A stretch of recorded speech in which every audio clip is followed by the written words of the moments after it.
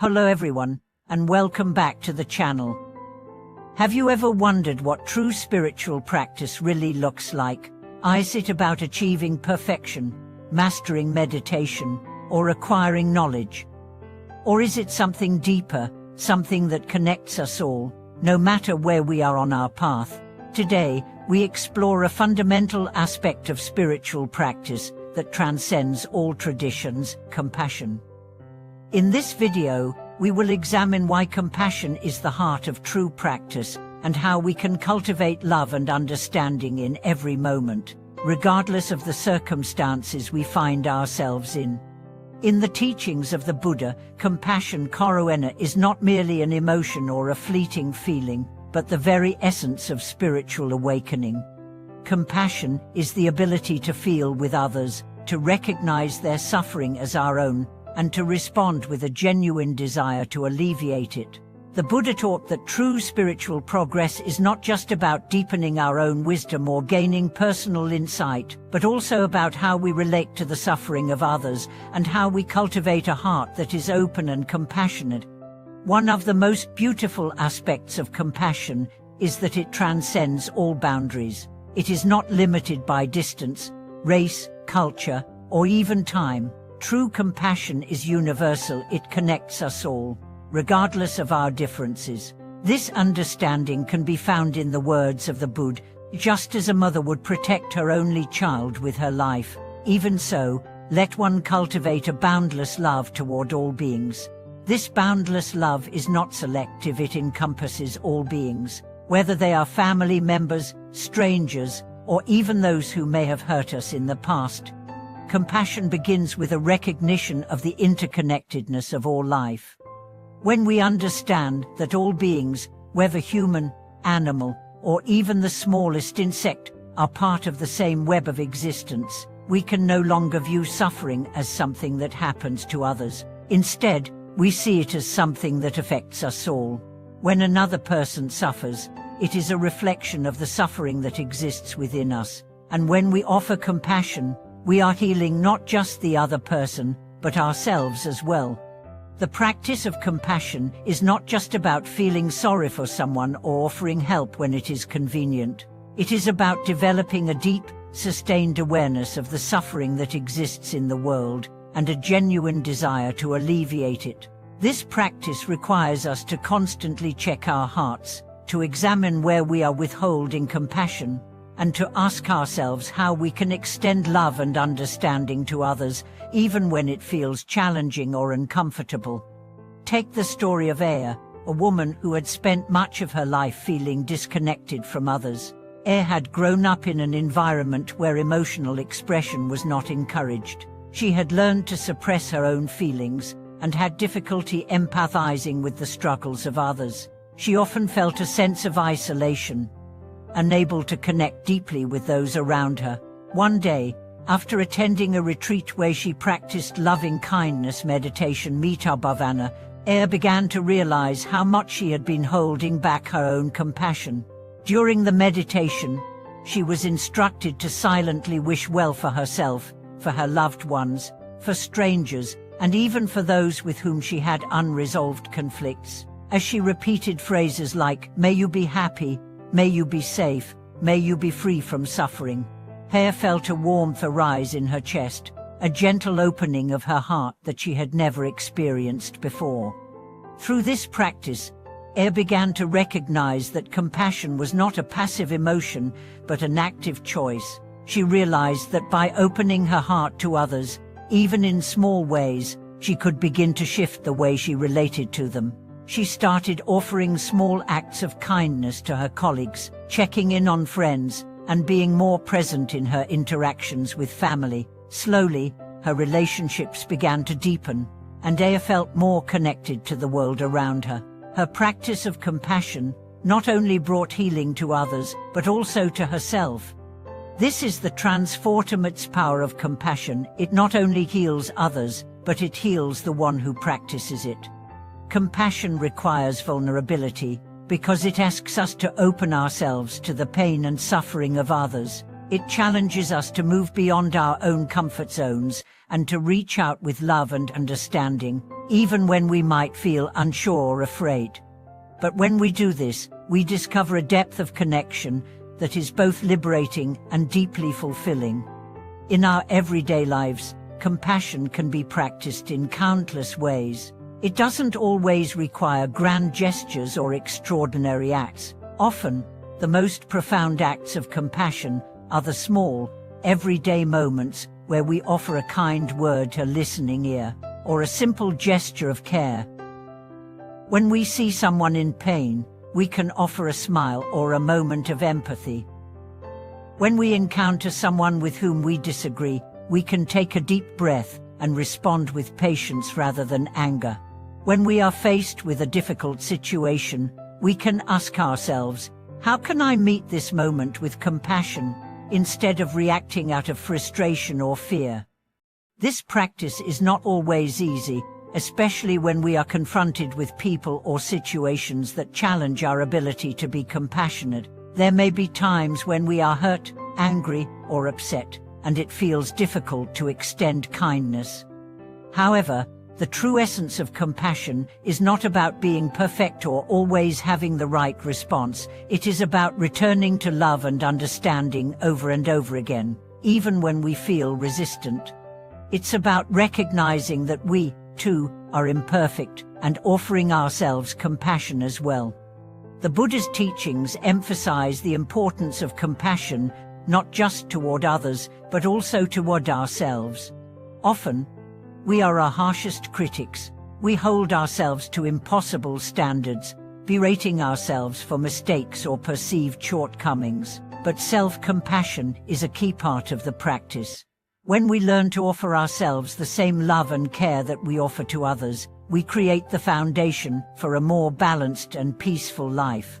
As the Dalai Lama famously said, "If you want others to be happy, practice compassion. If you want to be happy, practice compassion."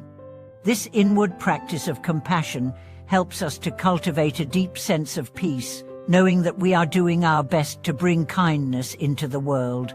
And as we continue to practice, compassion becomes a way of being, not just a momentary act. We carry it with us, and it shapes how we move through the world. Compassion ripples out, touching not only our immediate circles but also the world at large, creating a positive impact in ways we may not even be able to see. As we continue to explore the transformative power of compassion, it becomes increasingly clear that compassion is not just an act we perform when we see someone in need. It is a fundamental shift in how we view and relate to the world. Compassion is a deep, continuous awareness of the interconnectedness of all beings, a recognition that everyone and everything is deserving of love and understanding, just as we are.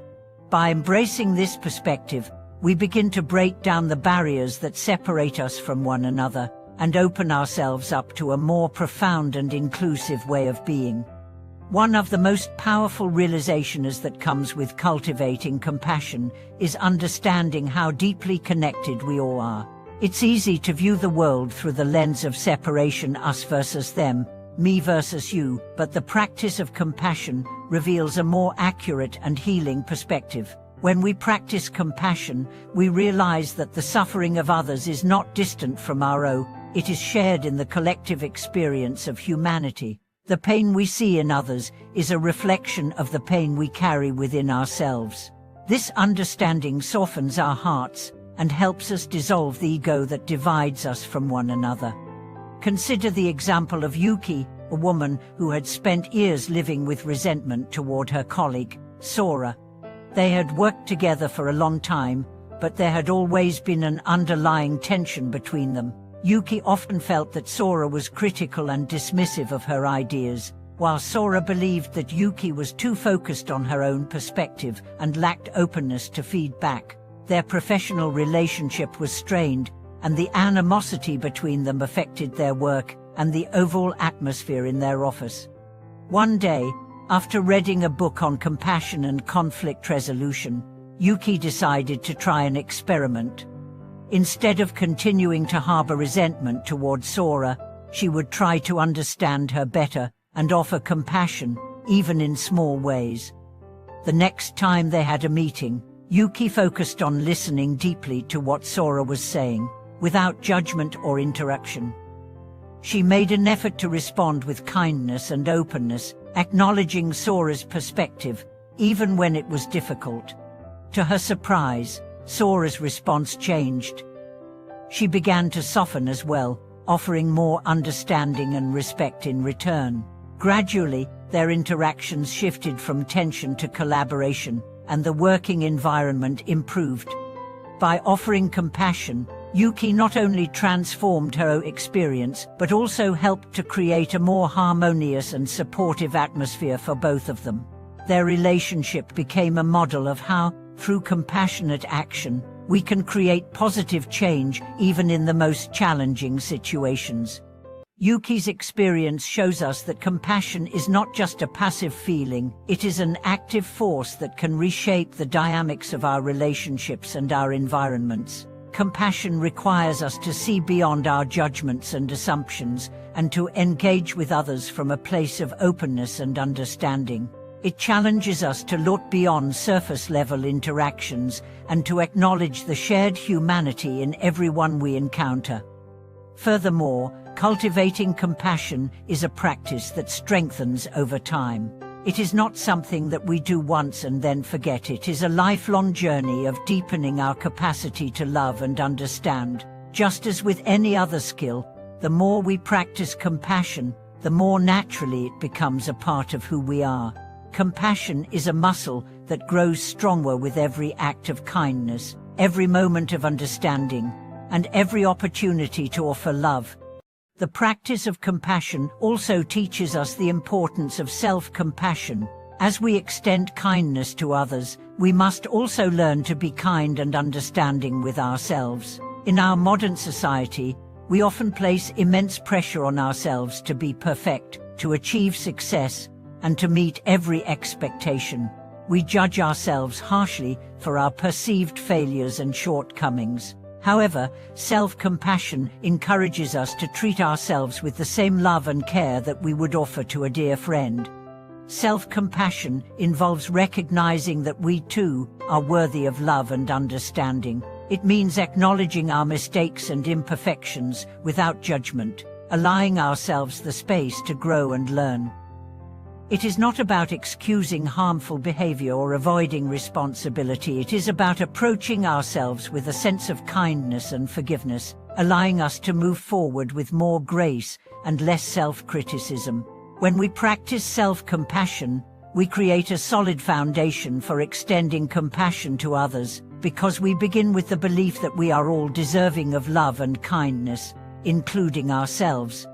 Take the example of Keiko, a young woman who had always been her harshest critic. She struggled with perfectionism, constantly berating herself for the smallest mistakes. If she didn't meet her own expectations, she felt like a failure. She found it difficult to extend compassion to herself, believing that if she didn't push herself hard enough, she wouldn't succeed or deserve happiness.